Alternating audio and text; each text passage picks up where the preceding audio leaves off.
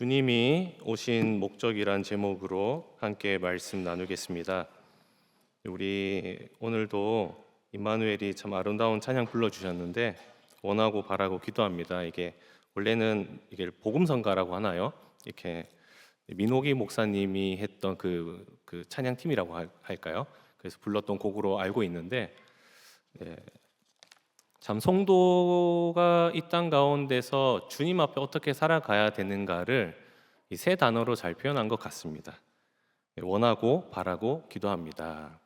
우리가 이루는 존재가 아니라 우리가 이루어낼 수 있는 존재가 아니라 하나님의 이루심을 믿고 우리는 그것을 원하고 바라고 기다리면서 기도하는 자다. 이 표현을 이 의미를 담고 있는 것은 아닐까 생각합니다. 오늘 본문에서 말라기 선지자가 하는 말도 이와 같은 맥락 가운데 있습니다. 아무리 탁월한 은사도 죽은 사람을 살려낼 수는 없습니다. 그러나 하나님은 살려내시죠. 죽은 사람을 다시 살려내셨습니다. 죽은 영혼도 다시 살려내실 수 있습니다. 이스라엘은 생명의 빛이 점점 꺼져가고 있습니다. 선지자는 이스라엘의 죄를 고발하였죠. 1장에서는 이스라엘이 여호와의 죄를 더럽혔다고 고발합니다.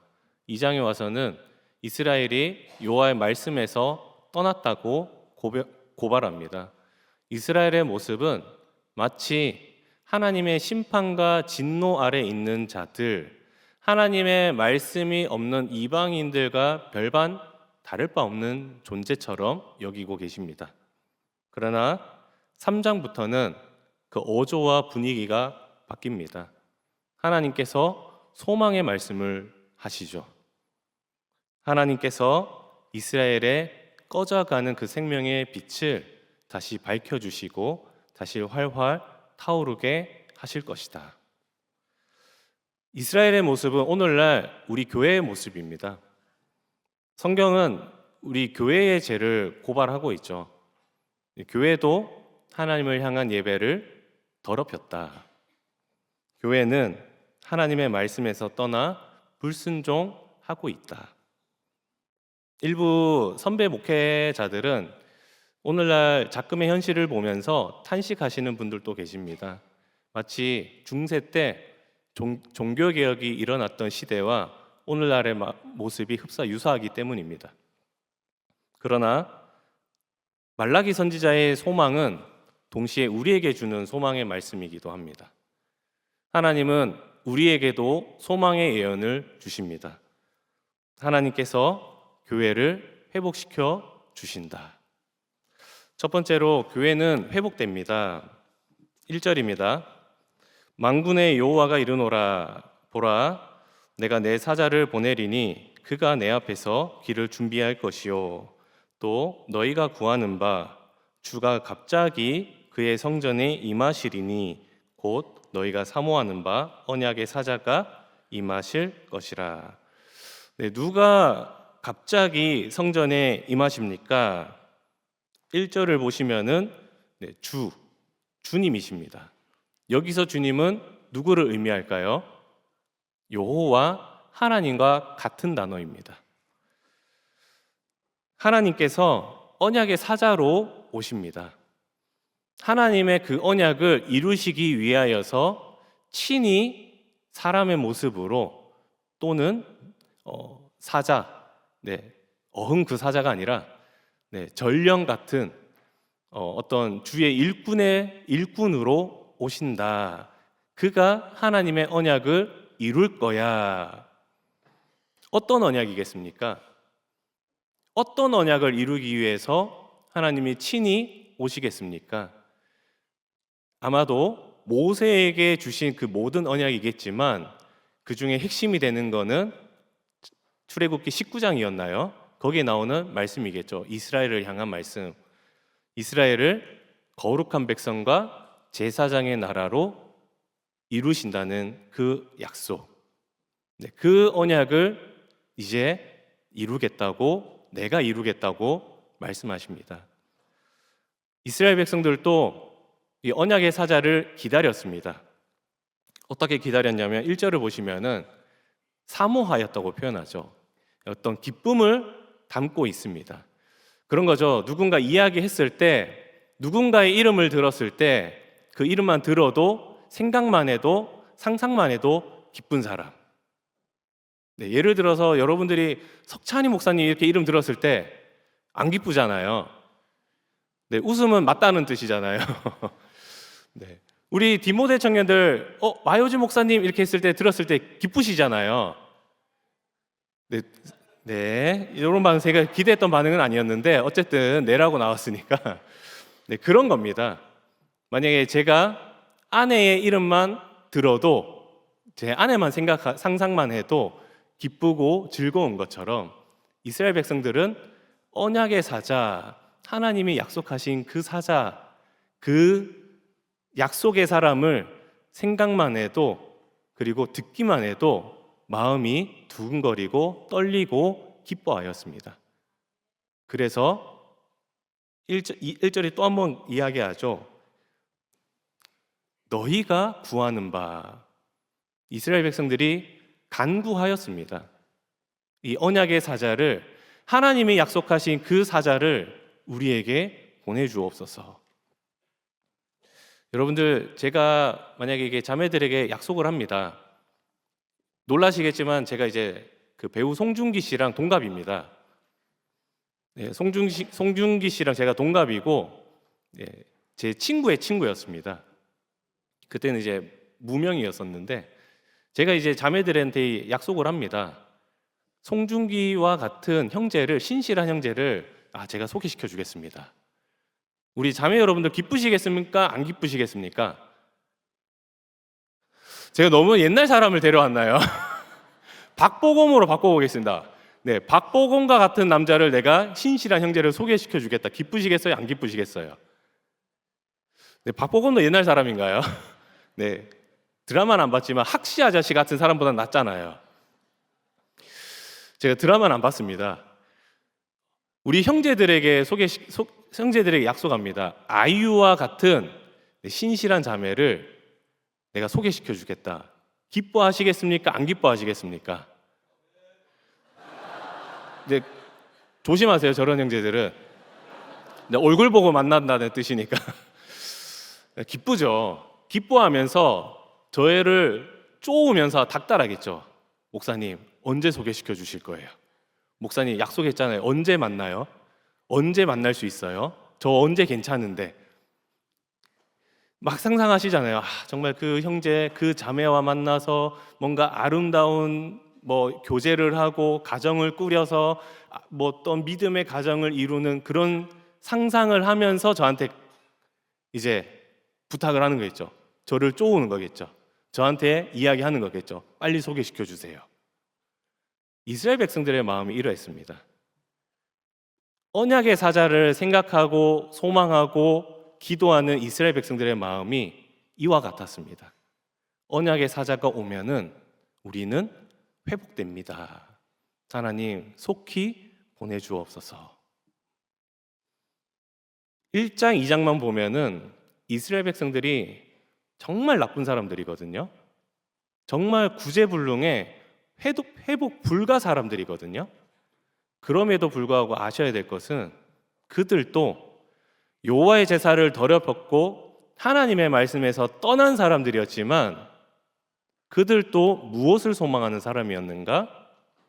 이스라엘의 회복을 소망하는 사람이었습니다.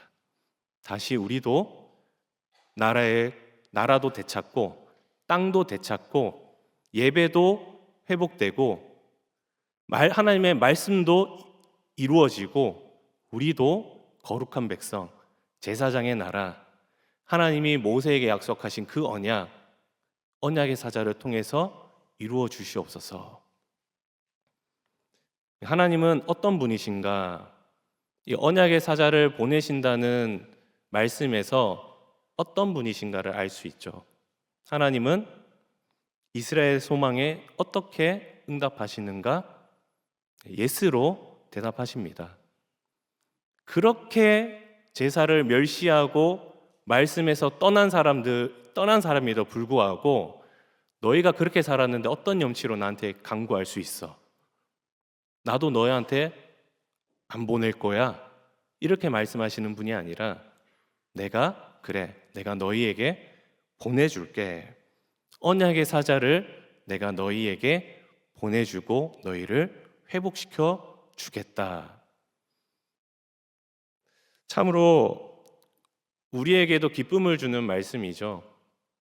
자세히 한번 묵상해 보시면은 소망이 되고 기쁨이 되고 심장이 마음이 두근거리게 하는 말씀입니다. 우리도 그리스도 안에서 회복됩니다. 우리도 회복을 소망하시죠? 교회를 나오시면서 좀 연약한 모습도 있고 힘든 것도 있고 하지만 어쨌든 나는 철저한 불신자로 살아가고 싶습니다. 이 마음으로 나오시지는 않잖아요. 나도 하나님의 백성으로 살아가고 싶고 신실한 성도로 살아가고 싶고 하나님을 뜨겁게 사랑하고 싶고 하나님의 말씀을 더 알고 싶고 하나님 앞에 기도의 사람이 되고 싶고 믿음 충만한 사람이 되고 싶어요 하는 마음으로 나오시는 거죠. 네, 제가 이제 누가 청년부를 담당하면서 성경 공부도 같이 하고 이렇게 신방도 조별 신방도 합니다. 하면서 되게 감동이 되고 찔림이 되었던 거는 그 누가 청년들이 저에게 많이 물었던 질문이 이런 것이었습니다.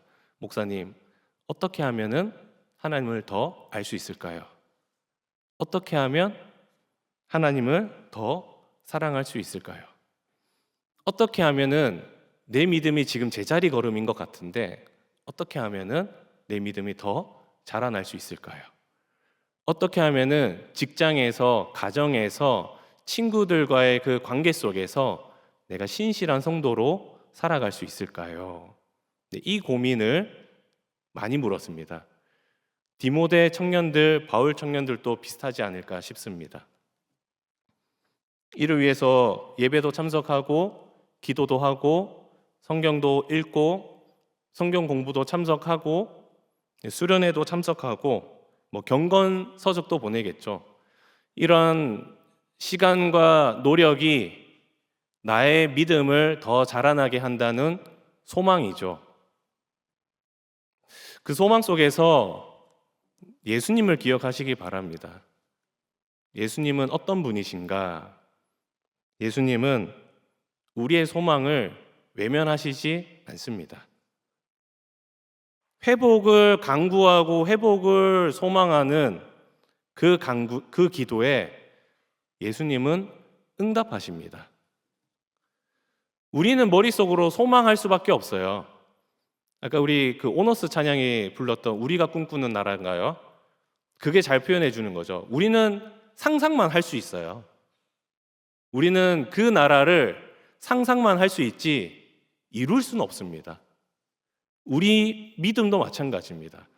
회복을 소망하지만 우리는 상상할 뿐이지 이룰 수는 없습니다. 예수님은 다르시죠. 우리의 소망과 우리의 상상을 현실로 보여주십니다. 예수님께서 우리가 생각하는 그 소망과 우리 마음에 품고 있는 어떤 기대감들을 내 삶 가운데 그리고 우리의 앞으로의 인생 가운데 현실로 이루어 주시고 우리 두 눈으로 보여줄 수 있는 분이십니다. 그러므로 예수 그리스도를 더 기뻐하셔야 됩니다. 기뻐하면서 더 간구하셔야 됩니다. 우리 아까 불렀던 찬양처럼 정말 원하시고 정말로 바라시고 정말로 기대하신다고 소망하신다면은 예수님께 더 기도하셔야 됩니다.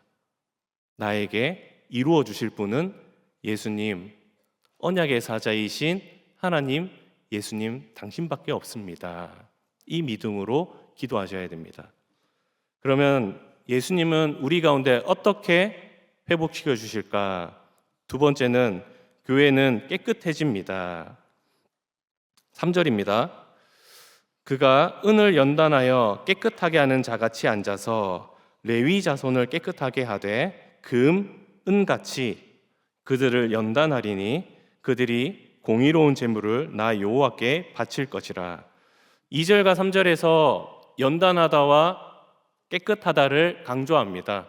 3절만 읽었지만 2절에도 동일한 단어를 사용하고 있죠. 연단은 과정이고 깨끗은 결과입니다. 이 표현이 어디서 나온 거냐면은 금강석을 채굴을 합니다. 이때는 불순물이 섞여 있습니다. 재련 과정을 통하여서 불순물을 제거하고 순금으로 만듭니다. 언약의 사자가 레위 자손을 연단합니다. 불순물을 제거하여서 레위 자손을 어떻게 하는가? 깨끗하게 합니다. 이스라엘도 깨끗하게 됩니다. 어떤 모습인가? 다시 여호와를 경외합니다. 1장과 2장을 반대로 생각하시면 됩니다. 1장과 2장이 죄로 오염된 모습이었다면 그 반대가 깨끗해진 백성의 모습이 됩니다. 여호와를 이스라엘의 왕으로 인정합니다. 언약의 사자가 와서 말씀을 가르치고 선포합니다. 말씀 안에서 자기의 경험과 자기의 기준과 자기의 경험이 깨어지죠. 죄를 깨닫게 됩니다. 우리가 여호와께 범죄하였습니다. 전에는 죄를 지적해도 우리가 언제 그랬습니까? 오히려 반문하고 따졌는데 하나님의 말씀을 들을 때 이스라엘 백성들에게 나타나는 모습은 회개죠. 우리가 주님께 범죄하였군요. 우리가 지금까지 여호와께 범죄하였습니다. 우리를 용서하여 주옵소서. 다시 여호와를 기뻐합니다. 기뻐하면서 여호와께 예배합니다. 기쁜 마음으로 하나님의 말씀에 순종합니다. 강요가 아니라 억지가 아니라 신약의 표현을 빌리면 자원하는 마음으로 스스로 자기 의지로 정말 즐거운 마음으로 내가 하나님의 말씀에 순종하겠습니다. 이 모습이 나타나고 이 모습이 하나님이 보시기에 깨끗한 성도입니다. 여러분들 그럴 일 없겠지만 다이아몬드를 선물로 받았습니다. 네, 다이아몬드를 선물로 받았습니다. 다이아몬드를 이렇게 손가락에 끼고 이렇게 음식물 쓰레기를 이제 버리러 갔습니다.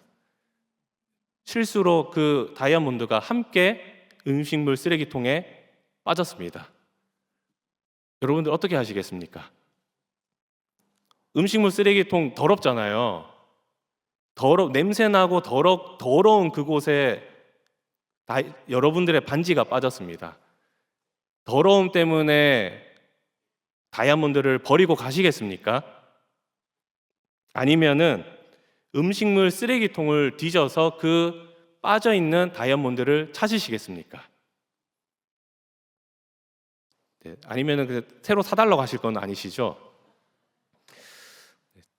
악취를 찾아가면서 내 손이 더러워지고 내 옷이 더러워지고 그 냄새가 내 몸에 배이는 것을 참아가면서 빠져있는 다이아몬드를 찾으시겠죠.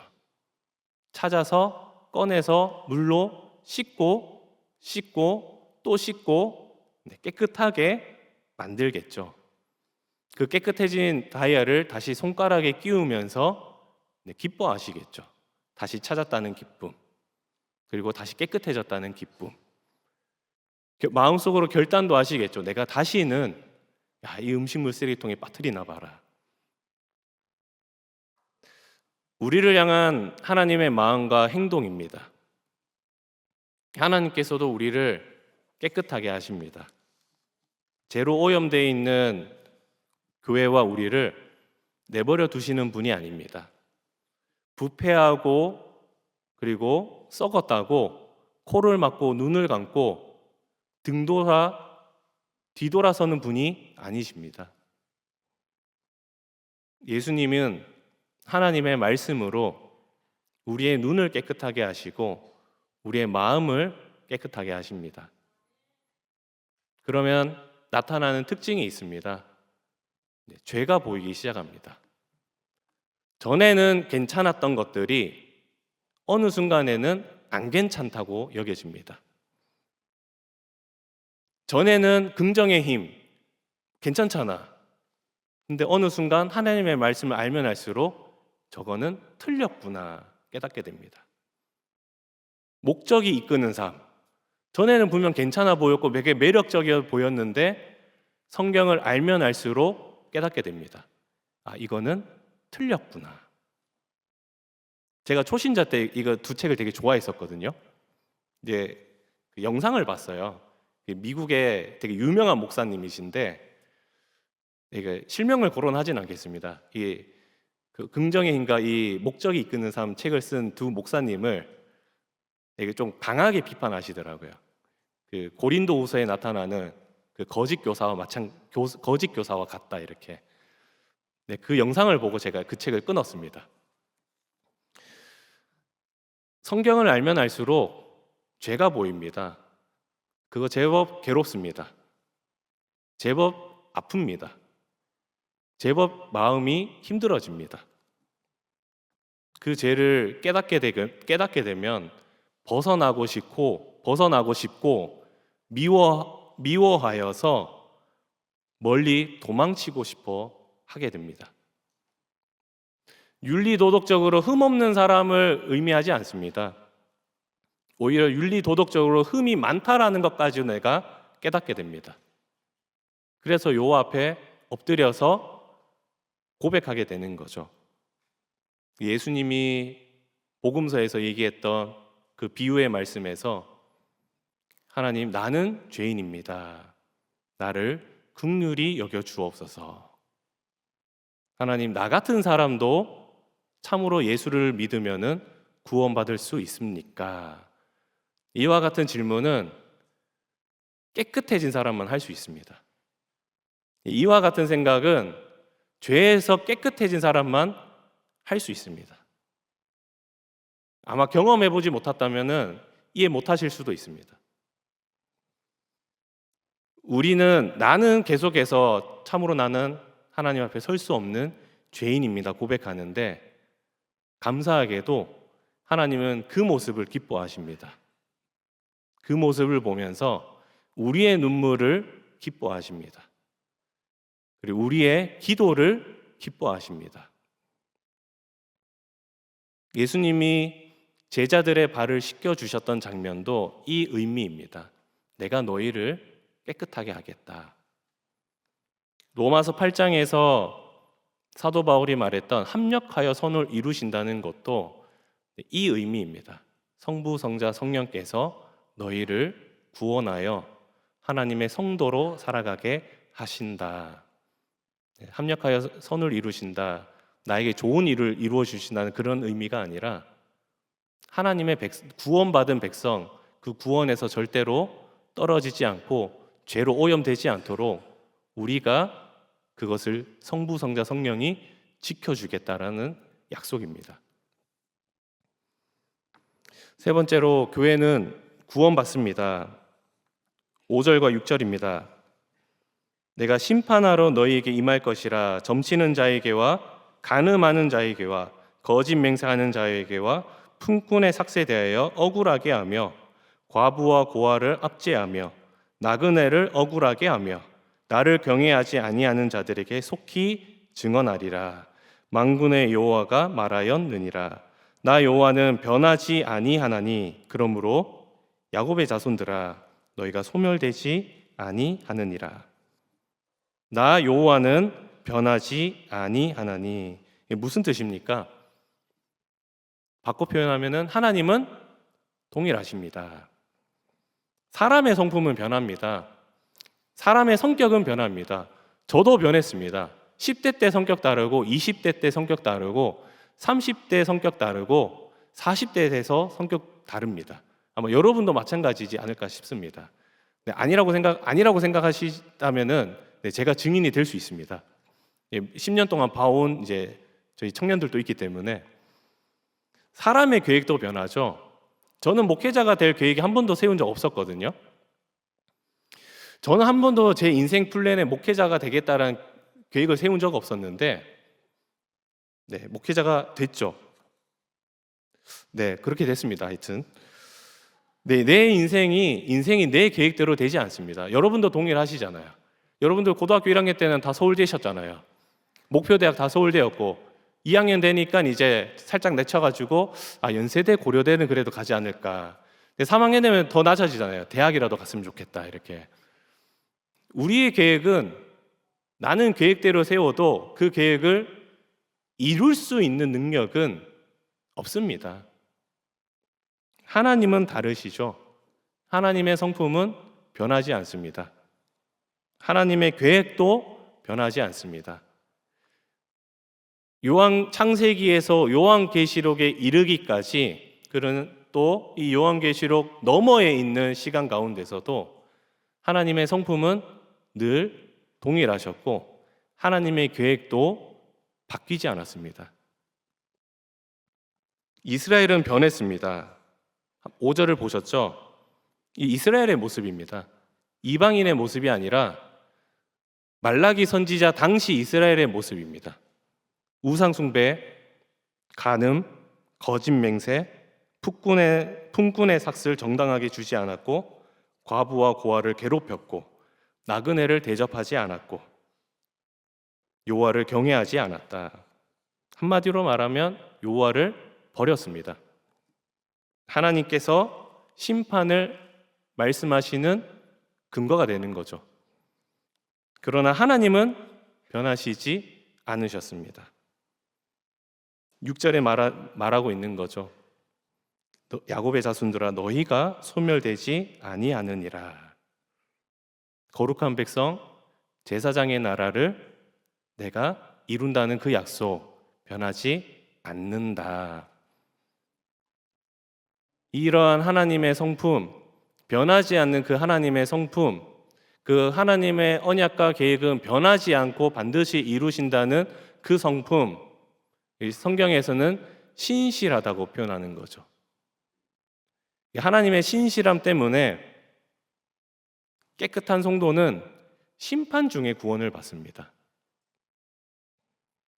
창세기 19장을 생각하시면 이해하기 쉽습니다. 아브라함의 롯 조카를 생각해 보시면 됩니다. 소돔과 고모라를 심판하실 때 하나님께서 롯은 주저하고 머뭇거렸습니다.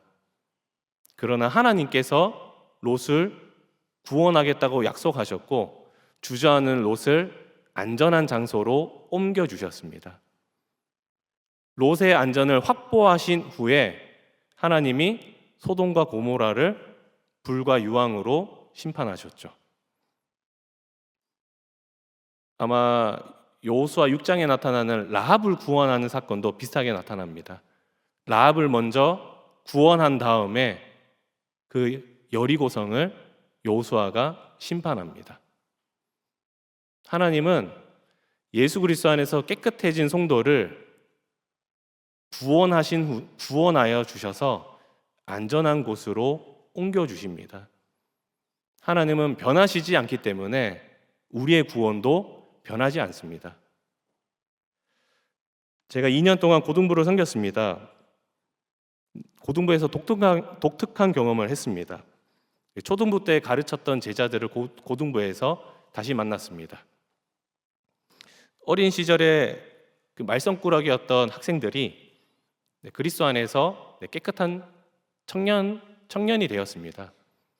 이게 학교 신방을 하고 이렇게 만나서 이야기를 해보면 깜짝깜짝 놀랄 때가 있습니다.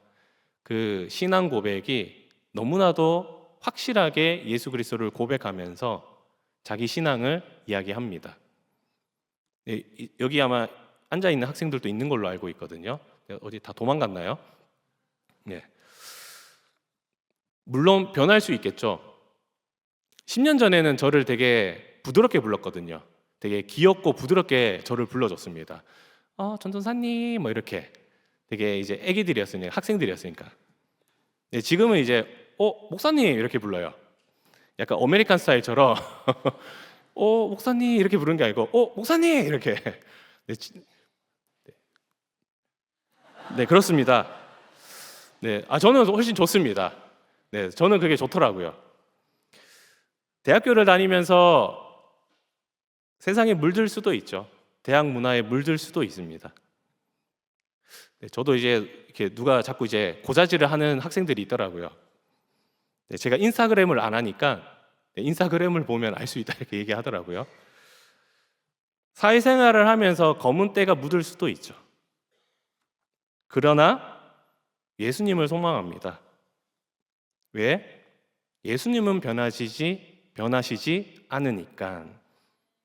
예수님이 변하시지 않으면 다시 때가 묻어도, 다시 세상에 물들어도 변하지 않는 예수님이 다시 깨끗하게 하여 주십니다. 그래서 심판이 아니라 구원받는 성도로 살아가게 하여 주십니다. 우리도 그리스도 안에서 구원받았습니다. 저도 변할 수 있겠죠. 여러분도 변할 수 있겠죠. 나 자신을 되돌아보면서 자문할 수 있습니다. 내가 왜 이렇게 하나님으로부터 멀어졌을까? 나는 왜 이렇게 기도한 말씀에 게을러졌을까? 예전엔 안 그랬는데 내가 왜 이렇게 마음이 삭막해졌지? 왜 이렇게 내 안에 사랑이 사라졌지? 예전엔 안 그랬는데 지금 왜 이렇지? 주위 지체들을 보면서 느낍니다. 저런 애가 아니었는데 왜 저렇게 변했지? 그래서 예수님을 더 소망합니다. 나는 하나님으로부터 멀어졌을지라도 예수님이 나에게 다가오십니다. 나는 기도와 말씀에 게을러졌을지라도 예수님이 다시 내 마음 가운데 말씀하여 주십니다. 그래서 다시 제자리를 찾아 돌아가게 하십니다. 다시 기도와 말씀의 자리로, 하나님께 나아가는 자리로, 하나님 앞에 고백하는 성도로, 다시 오실 예수 그리스도를 소망하는 자로, 예수님이 이루어 주실 그 나라를 기뻐하는 자로 우리를 다시 회복시켜 주시고 구원받은 성도로 살아가게 하여 주십니다. 사랑하는 우리 청년 여러분, 또한 성도로 부름받은 청년 여러분, 저는 목회자가 된 계기 중에 몇 가지가 있었는데 그 중에 하나가 옥하는 목사님이었습니다. 제가 옥하는 목사님을 존경합니다. 그때 제가 청년이었던 것 같아요. 신학을 이제 고민하고 있을 때 옥하는 목사님이 은퇴를 하시고 나서 한 기자와 신문사에서 인터뷰를 이렇게 하셨습니다. 이제 짧게 요약하면은 한국 교회의 현실을 보면은 참으로 절망스럽습니다. 그러면서 옥하는 목사님이 경험했던 그런 몇 가지들을, 문제점들을 막 나열하셨습니다. 한 기자가 이렇게 다시 물었어요. 목사님, 너무 비관적으로 보시는 거 아니세요? 옥하는 목사님이 되게 임팩트가 있었는데 딱 한마디 하셨습니다. 현실입니다. 부풀린 게 아니라 우리 현실입니다. 여기서 한마디를 더 붙였습니다. 그러나 예수 그리스도를 생각하면은 소망이 생깁니다. 이 인터뷰를 하셨을 때가 벌써 20년 전입니다. 제가 20대였으니까.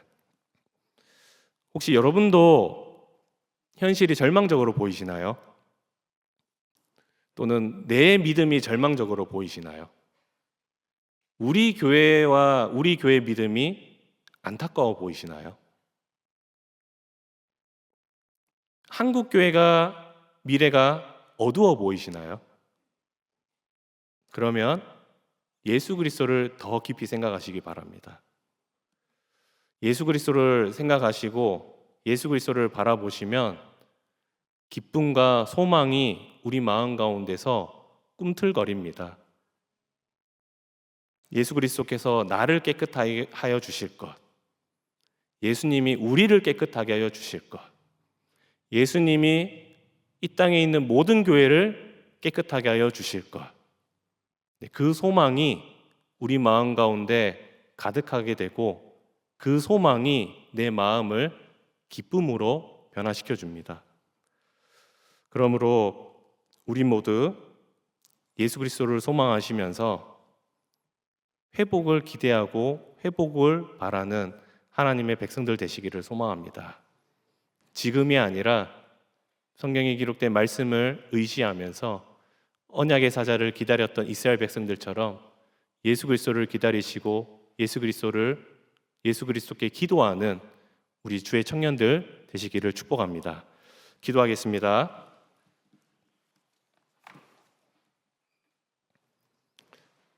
하나님 감사합니다.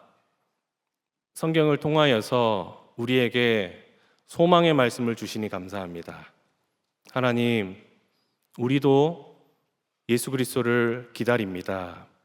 기뻐하며 기다립니다. 기뻐하며 간구합니다. 예수님 안에서 우리를 회복시켜 주시고 우리를 깨끗게 하여 주시고 우리를 구원하여 주옵소서. 주 앞에 무릎 꿇고 주 앞에 엎드려서 나를 긍휼히 여겨 주옵소서 고백할 수 있는 주의 청년들 되게 하여 주옵소서. 우리가 마주하는 현실과 우리의 귀에 들리는 소문이 어떠하든지 예수님이 다시 오실 때 이루어질 그 회복과 그 나라를 소망하면서 더 간절히 부르짖는 우리 대구 동부교회와 우리 모든 청년들 되게 하여 주옵소서. 감사드리며 우리 주 예수 그리스도의 이름으로 기도합니다. 아멘.